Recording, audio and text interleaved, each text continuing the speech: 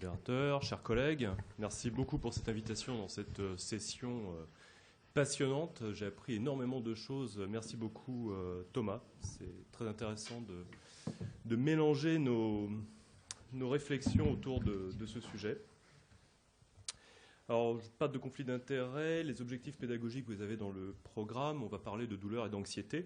Et le meilleur moyen de savoir si ça existe, c'est de demander au patient ce qui le gêne lorsqu'il est en réanimation. Et dans cette interview, lorsqu'il est en réanimation, il y avait 40 items. Vous voyez que la douleur sort comme étant le problème le plus stressant pour les patients, mais suivi de très très près par d'autres symptômes comme l'insomnie. Et vous voyez, il n'y a pas d'anxiété dans cette étude.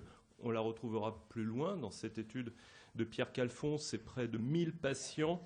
Et on cible sur certains symptômes, et ceux qui sont les plus pénibles, c'est la douleur et le manque de sommeil, suivi de près par l'anxiété et le bruit, mais surtout la douleur. Et on va parler essentiellement de douleur. Pourquoi? Parce que c'est beaucoup plus simple que ce qui est multidimensionnel, comme la dyspnée, l'anxiété, etc.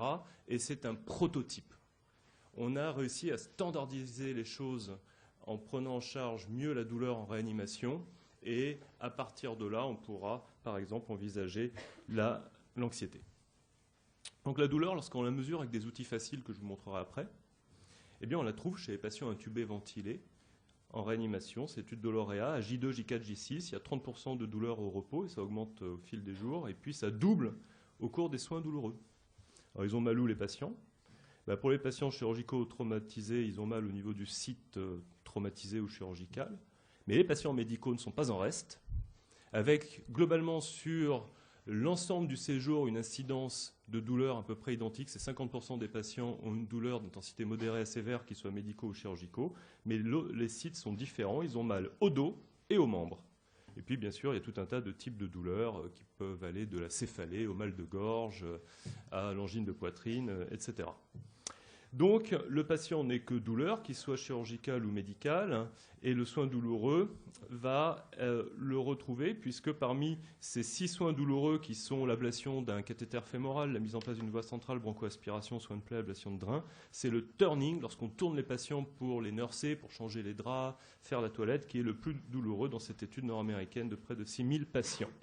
Parce que le patient a mal partout, et notamment même le patient médical, il a mal au niveau du dos, des membres, peut-être parce qu'il y a de l'immobilisation, de l'ankylose, peut-être parce qu'il y a de la réaction inflammatoire, immunitaire. On se rappelle avoir cherché une boîte de Dafalgan lorsqu'on avait 38,5 et des courbatures un petit peu partout. Donc, même le turning, vous voyez, n'est pas anodin en réanimation. Et pour optimiser la prise en charge de la douleur, il faut optimiser sa reconnaissance, c'est-à-dire optimiser sa mesure. Et lorsqu'on pose la question à un observateur qui n'est donc pas le patient de mesurer la douleur du patient. Le patient mesure sur, par exemple, une EVA sa douleur et on demande à un observateur quel qu'il soit, médecin, aide-soignant, infirmière, famille, de mesurer cette douleur. Il tombe toujours, l'observateur, qui n'est pas le patient, 1 à 2 points en dessous du patient sur une échelle 0,10. Donc c'est important, pour ne pas sous-évaluer la douleur, de standardiser son évaluation. Et on distingue 2 cas en médecine, les patients qui sont communicants, des patients non communicants. Les patients communicants, Thomas l'a dit, il faut bien sûr privilégier l'auto-évaluation pour ne pas la sous-évaluer. Et les patients non communicants, il y en a un certain nombre, ça peut être le nouveau-né, ça peut être le patient extrêmement âgé ou dément, et puis ça peut être le patient de réanimation, sédaté ou confus, hypovigilant. La Société américaine de réanimation, dans ses dernières guidelines, recommande d'évaluer la douleur chez tous les patients, communicants et non communicants, et statue sur le fait que le BPS et le CPOD sont les outils comportementaux qui permettent l'évaluation chez le patient non communicant qui ont été le plus travaillés, le plus validés dans la littérature. Voici le BPS qui avait été développé par Jean-François Payen à Grenoble chez le patient intubé. On observe l'expression du visage et l'expression du visage pour la douleur, elle va vers la fermeture. J'ai vu des expressions de visage pour la dyspnée qui allaient plutôt vers l'ouverture. Mais chez le patient non neurolésé, c'est important, non neurolésé, non cérébrolésé, ça va vers la fermeture avec une contraction du front, puis des paupières, puis des joues. une rétractation progressive des membres supérieurs et puis une désadaptation du respirateur. On retrouve ici la synchronie, qui peut être aussi vécue peut-être comme de la dyspnée, et dont le traitement antalgique permettra de diminuer l'ensemble de ces différents domaines comportementaux. Et cette échelle a été adaptée chez le patient non intubé, puisque lorsqu'on extube le patient, il peut encore être confus et ne pas pouvoir faire une auto-évaluation. Et on peut utiliser cette même échelle, le BPS, en remplaçant le domaine de la ventilation par l'écoute du patient, en tout cas des bruits qu'il fait, de gênements, d'hurlements, de protestations, lorsque on s'occupe de lui. Alors c'est pas facile parce qu'on ne sait pas trop ce qu'il pense ce patient et on n'a pas développé d'études électroencéphalographiques dignes de ce nom pour répondre à la question précisément en réanimation. Et pour valider ces outils, c'est de la validité discriminative. Il y a différentes situations que vous ne voyez pas parce que la souris est blanche. Mais entre avant et après un soin non douloureux, avant après un soin douloureux, eh bien, par discrimination, ce sont les soins douloureux qui font monter cette échelle avec un seuil autour de 5-6 qui correspond à une moyenne pour le BPS, 5-6, une moyenne d'intensité pour des soins douloureux. Je montre ici, vous l'aurez dans le diaporama, c'est le CPOT qui est l'outil canadien qui est tout aussi validé et assez similaire. Les patients communicants, il faut privilégier l'auto-évaluation. Vous voyez ici une échelle numérique en grand format et le patient peut indiquer un chiffre directement dessus ou faire un signe avec ses doigts. Le patient, pour faire 8, il peut faire comme ça, il peut faire comme ça, ou il peut montrer un chiffre.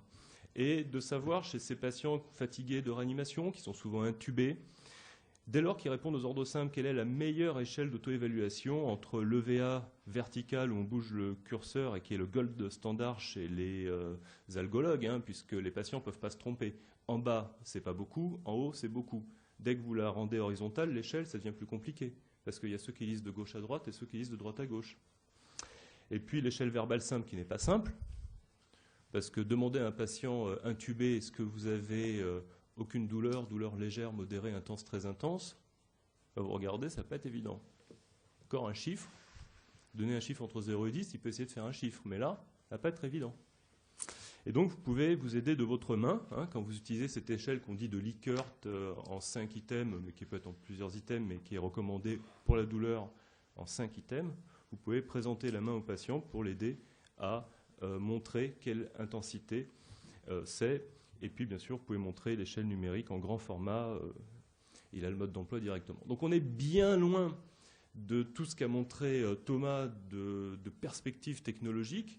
On en est là, en réanimation pour la douleur, et c'est l'échelle visuelle numérique qui est la plus faisable. 90% des patients qui répondent aux ordres simples, qui sont, pour ceux qui connaissent l'échelle de RAS supérieure égale à RAS moins 1, et qui répondent aux ordres simples en serrant la main, sont capables de faire cette échelle, et l'intubation n'est pas un facteur limitant.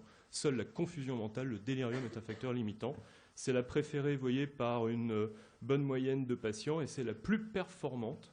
Alors ça veut dire quoi, la plus performante ? Ça veut dire que c'est la plus performante à détecter une douleur. Voici des patients qui ont mal. Ici, c'est la proportion de faux négatifs lorsqu'on utilise, par exemple, la question simple. Avez-vous mal ?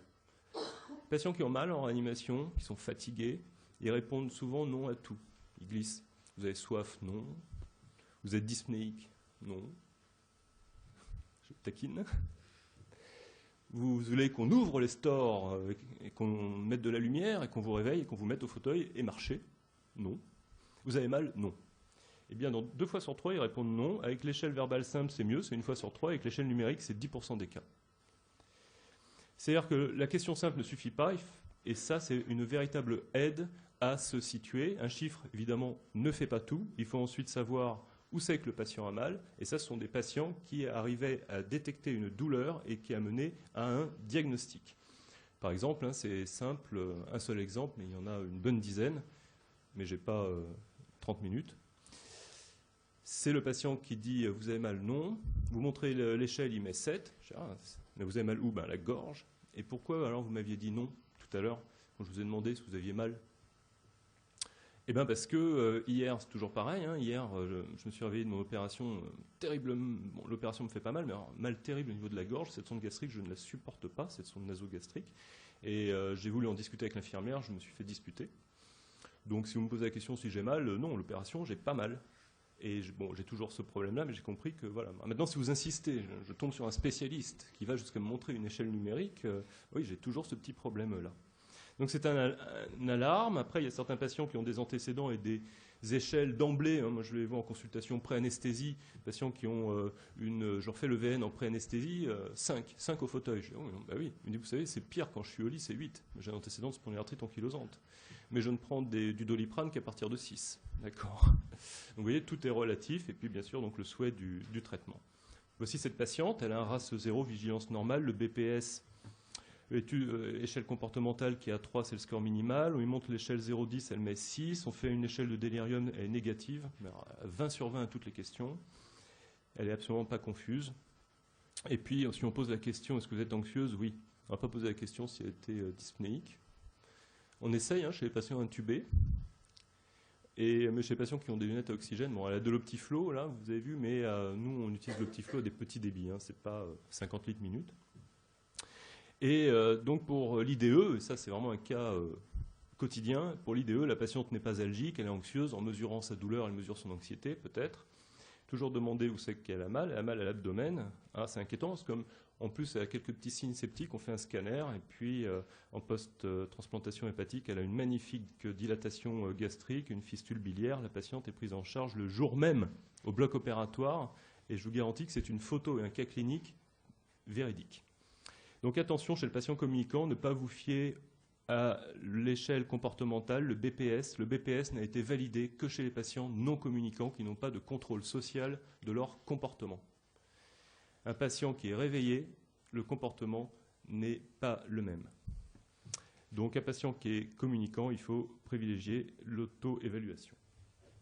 Alors y a-t-il donc des éléments, des techniques électrophysiologiques qui permettent d'affiner la mesure de la douleur? Parce que vous avez vu que ce n'est pas simple. J'ai choisi la vidéopupillométrie, c'est là où il y a le plus d'études. Bientôt, il y aura d'autres éléments comme l'ANI, l'analyse l'ANI, c'est l'Analysis Nociception Index. C'est une analyse de la variabilité de l'espace RR, en essayant d'estimer la balance sympathique-parasympathique. Et bon, j'ai choisi la vidéopupillométrie qui permet, vous voyez, d'enregistrer le diamètre de la pupille de manière très fine. Et ça, c'est pas très facile à faire en fait quand on fait un soin douloureux. Parce que vous imaginez, vous broncho-aspirez votre patient, vous avez besoin de 2 mains, tenir avec une 3e main l'appareil, pareil quand vous tournez le patient pour un nursing, c'est pas évident. Et puis, un patient aussi, il ne faut pas qu'il soit trop vigile parce que faut lui maintenir l'œil ouvert, c'est pas très facile. Mais je vous montre l'étude qui, je trouve, est la plus belle, qui est l'étude de Nantes, et qui m'intéresse beaucoup, puisqu'ils ont utilisé la pupillométrie avant de faire le soin douloureux, qui est une bronchoaspiration. Ils ont fait la pupillométrie pendant qu'ils envoyaient un courant électrique de 20 mA, qui est ce courant qui a été déterminé sans être associé à un comportement douloureux. C'est-à-dire que si vous mettez 40 mA, ça fait mal. Si vous mettez 5-10 mA, il n'y a rien qui se passe au niveau de la pupille, mais si vous mettez 20 mA et que vous voyez la pupille qui se dilate de 5%, ça prédit un score comportemental de douleur témoignant d'une douleur au moment de la bronchoaspiration, donc ça permet d'anticiper. Le problème avec tous ces appareils électrophysiologiques, c'est d'aller dans des micro-variations d'intensité douloureuse et de surconsommer des antalgiques et d'être exposé à leurs effets secondaires. Mais dans cette étude, ce qui est intéressant, c'est qu'ils le font avant pour prévenir la douleur, et la douleur qui est basée sur l'échelle comportementale. Alors comment traiter la douleur? Pas facile parce que tous les médicaments antalgiques ont des effets secondaires et que selon le contexte, il faudra faire attention aux effets secondaires. Patient qui est coronarien, il faudra éviter le néfopan qui est tachycardisant. Patient qui a un risque de dépression ventilatoire, il faudra éviter les morphiniques, peut-être privilégier les morphiniques mineurs. Etc. Et même le paracétamol, il y a des mouvements enzymatiques, même chez le volontaire sain avec le paracétamol, qui intriguent lorsqu'on a des patients en réanimation qui ont des bilans hépatiques perturbés. Et en plus, il y a des papiers qui sortent, qui montrent qu'un patient sceptique de réanimation, si on donne du paracétamol et qu'on diminue sa fièvre, il a un moins bon pronostic associé. Donc finalement, c'est toujours délicat ces médicaments. C'est pour ça qu'on peut réfléchir à une technique et l'analgésie multimodale développée en périopératoire qui consiste à mettre plusieurs médicaments qui ont une efficacité additive synergique sur l'analgésie, mais avec un petit peu moins d'effets secondaires pour chacun. Donc la seule étude en réanimation qui est une analyse post-hoc de l'étude de lauréat, sur 1000 patients, on montre que les 41% des patients recevaient des non-morphiniques, essentiellement le paracétamol et l'acupan, mais que ces patients qui recevaient des non-morphiniques, eh bien, ils avaient moins de sédation et une sédation moins profonde. C'est juste une photographie, mais c'est peut-être un élément à envisager pour le futur d'associer des paliers 1 pour réduire les paliers 3 et limiter les effets secondaires. Donc c'est une analgésie multimodale qui est une translation du concept périopératoire à la réanimation. Bien sûr, les traitements non médicamenteux, vous voyez ici la musicothérapie. Musicothérapie qui consiste à diminuer l'intensité sonore, la formation orchestrale, le tempo et relaxer le patient selon ici un schéma de composition qui est associé à une diminution de la fréquence cardiaque, de la pression artérielle, du bis, mais aussi de la fréquence respiratoire. J'aurais pu le montrer ici avec un peu la même forme en U, avec une diminution de la décible de vigilance et de douleur. Donc ça semble marcher. Ça, c'est une étude physiologique qu'on a menée dans le service. Malheureusement, on n'a pas réussi à le reproduire au quotidien. Ça marche lorsqu'on encadre bien le patient pour des études physiologiques, mais on n'a pas encore réussi vraiment à bien le mettre en place, peut-être parce que justement, dans ce format de composition, on réveille les patients et qu'il faudrait au contraire le laisser complètement down, très bas, très relâché. Donc c'est une piste de travail. Nous, on recommande surtout pour tout ce qui est non médicamenteux le bon sens. Donc réfléchir à la position antalgique. Cette patiente que j'ai en tête, elle a 80 ans, elle arrive en réanimation en post-opératoire immédiat d'une péritonite, elle a encore un petit peu de noradrénaline, on l'extube, et elle a très mal avec une EVN à 8/10. On lui demande où, curieusement elle a pas mal au ventre, elle a mal au dos. Et elle nous dit que, jeune homme, je ne peux pas dormir sur le dos, à la maison je dors sur le côté, et donc on la mettra sur le côté, et le VN passe à 2 sans avoir augmenté les morphiniques, et probablement que si on n'avait pas eu une évaluation soigneuse de la douleur, EVN 8, un chiffre égale traitement, on aurait donné des morphiniques, mais elle en avait déjà, elle sortait du bloc, elle était en queue, comme on dit, en queue de sulfentanyl, qui est un antalgique puissant, et elle n'avait pas besoin d'opiacés. Par contre, la douleur du dos, elle répond bien au positionnement.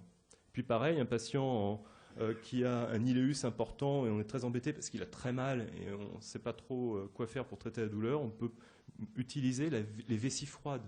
On n'y pense pas souvent, mais les vessies froides, PV égale NRT, c'est de la biophysique. Quand vous diminuez la température, vous diminuez le volume des gaz. Et puis bien sûr, arrêter les tuyaux inutiles, expliquer au patient, demander au patient s'il souhaite un traitement, interagir avec le patient. Alors quel impact de la prise en charge de la douleur? C'est une diapositive certes très compliquée, puisque là vous voyez une seule pierre et là beaucoup de pierres. C'est juste pour dire que quand vous faites plus de quelque chose qui est très simple, évaluer la douleur avec les outils que je vous ai montrés, vous avez plus d'analgésie, c'est très simple, chez le patient intubé ventilé, et par votre réaction, vous avez moins de sédatifs, moins de curares, moins de durée de ventilation mécanique et moins de durée de séjour en réanimation. Donc un meilleur pronostic associé. Et ce qui est montré avec la douleur nécessite d'être reproduit par exemple avec la dyspnée, l'anxiété, d'où la réaction peut-être du reviewer qui était de dire, soit vous avez de la dyspnée, mais est-ce que, montrez-nous que c'est important, est-ce qu'il y a un pronostic associé à plus de dyspnée, comme il y a un mauvais pronostic associé à plus de douleur?